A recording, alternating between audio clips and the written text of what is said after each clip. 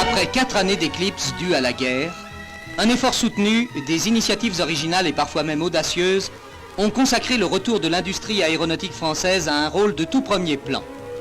Le salon de l'aviation qui vient de se tenir au Bourget près de Paris a révélé au public tout l'éventail d'une production en pleine expansion.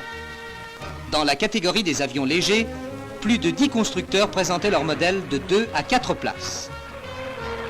Chez Morane, la gamme des Rallye, construite selon les normes de la technique automobile. Ces avions sont les premiers appareils entièrement métalliques à être fabriqués en série.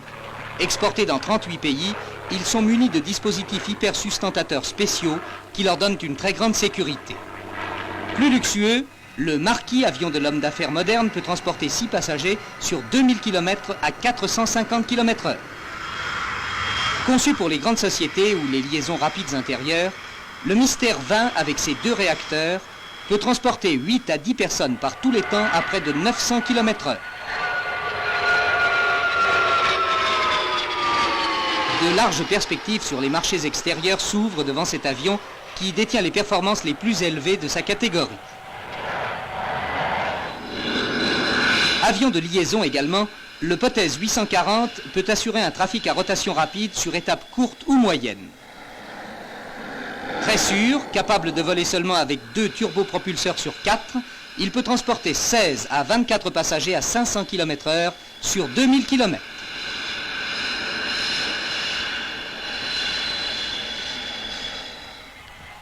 Construit par Breguet pour les forces de l'Organisation Atlantique et en coopération avec plusieurs firmes d'Allemagne et du Benelux, le Breguet Atlantique, muni de plusieurs radars à grande puissance, est un avion de reconnaissance en haute mer et de lutte anti-sous-marine.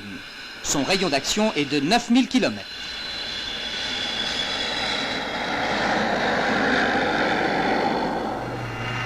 Avec ses 4 turbopropulseurs qui soufflent l'air de leurs hélices dans une voilure à portance variable, le Breguet 941 est un appareil révolutionnaire. Cet avion de 26 tonnes décolle en moins de 100 mètres de n'importe quel terrain.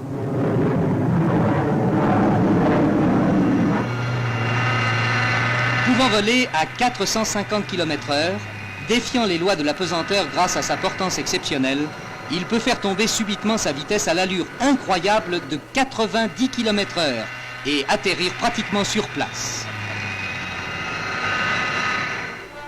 Et les flancs de cet avion miracle peuvent abriter 50 passagers ou contenir 7,5 tonnes de fret.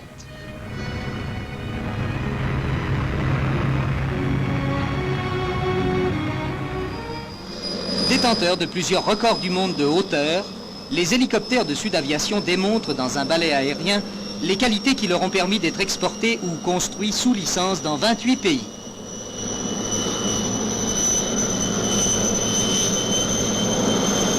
Le dernier né de la série, baptisé le Frelon, peut transporter 30 passagers. Grâce à une gamme complète d'équipements, il peut aussi effectuer des missions variées ou transporter de lourdes charges.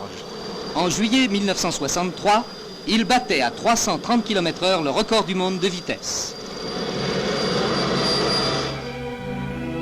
Dans la catégorie des avions militaires, l'Étendard. Avion de combat embarqué, il équipe les nouveaux porte-avions français.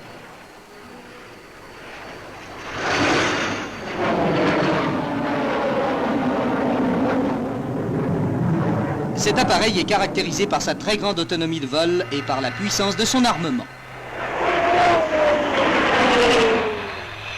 Appareil également redoutable, les Mirage 3 et 4. Le Mirage est le seul avion de combat construit en série volant à plus de Mach 2 et pouvant atterrir ou décoller en moins de 800 mètres à partir de terrains sommairement aménagés. Détenteur du record du monde de vitesse en circuit fermé depuis 1960, adopté par l'aviation militaire de plusieurs pays, il est construit sous licence en Suisse et en Australie. Issu du Mirage, le Balzac est un avion expérimental à décollage vertical. Destiné à voler en vitesse horizontale à 2,5 fois la vitesse du son, il peut s'arrêter, faire du surplace, se poser, repartir.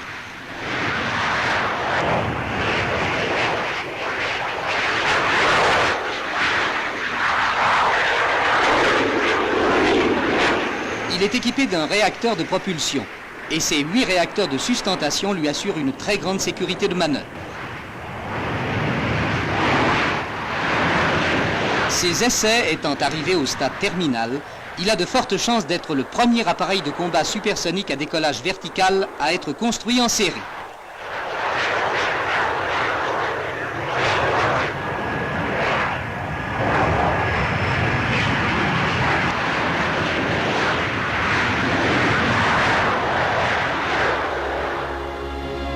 Avion de demain aussi, le Concorde.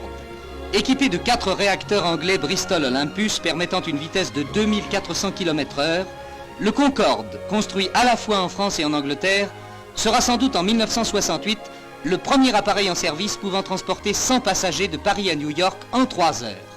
Et une compagnie américaine a déjà pris une option de 6 Concorde. La construction de cet appareil a commencé en juin 1963 sur les chantiers de Sud Aviation à Toulouse. Ces mêmes chantiers qui continuent avec Super Caravelle la fabrication de cette lignée prestigieuse. 130 Caravelles sillonnent actuellement les lignes de 21 compagnies aériennes.